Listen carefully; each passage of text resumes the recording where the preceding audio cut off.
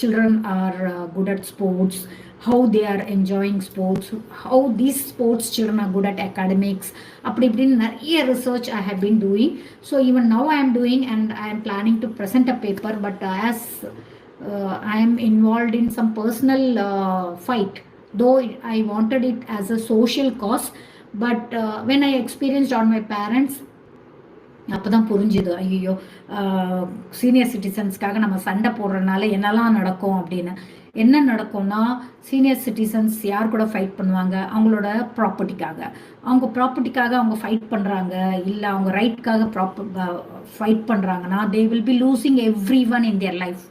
All if they are from a joint family, அவங்க எல்லாருமே வந்து பிரிஞ்சு போயிடுவாங்க.